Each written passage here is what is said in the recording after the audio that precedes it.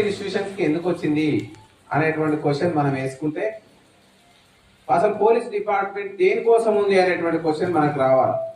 అందరూ ఏం చేస్తుంటారంటే ఎస్పెషల్లీ గ్రామీణ ప్రాంతాల్లో వాళ్ళు మనలాంటి వెనకబడినటువంటి ఏ సౌకర్యాలు లేనటువంటి ప్రాంతాల ఉన్నటువంటి విద్యార్థులు కొంచెం అధైర్యంతో ఉంటారు. ఎందుకు అధైర్యం అంటే వేరియస్ కారణాల వల్ల కావచ్చు, వాళ్ళ సామాజిక వెనుకబడతనం కావచ్చు, వాళ్ళ ఇంటి దగ్గర ఉన్న వాళ్ళ అమ్మ నాన్న చెప్తున్నటువంటి వివరాలను బట్టి కావచ్చు. కొంచెం మాట్లాడదామని అంటే వాళ్ళకు కొంచెం మీ అందరికి అట్నే ఉంటుందా? ధైర్యంగా ప్రశ్నించే తత్వం ఉంటుందా? మీలో ఉంటుందా? మాట్లాడతారా? మీ టీచర్ తోటి ఫ్రీగా ఫ్రెండ్లీగా మెలుగుతారా? ఏదైనా సమస్య వచ్చినప్పుడు చెప్పుకోగలుగుతారా? ఏదైనా సమస్య వచ్చినప్పుడు ఫస్ట్ మీకు దగ్గరగా అమ్మ నాన్న ఎవరు అంటే మీ టీచరే.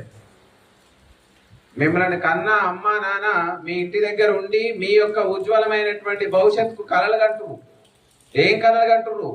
నా పిల్ల, నా అమ్మాయి స్కూల్లో పలానా హాస్టల్లో చదువుకుంటుంది, మంచి జ్ఞానాన్ని సంపాదిస్తుంది, భవిష్యత్తులో ఒక గొప్ప వ్యక్తిగా తయారు కావడానికి వాళ్ళ కుటుంబాన్నే కాదు సమాజాన్ని కూడా ఒక గొప్ప ఉన్నత స్థాయికి తీసుకుపోవడానికి మా అమ్మాయి అక్కడ కష్టపడుతుంది, పంట తీసుకోవాలి అనేటువంటి లక్ష్యం.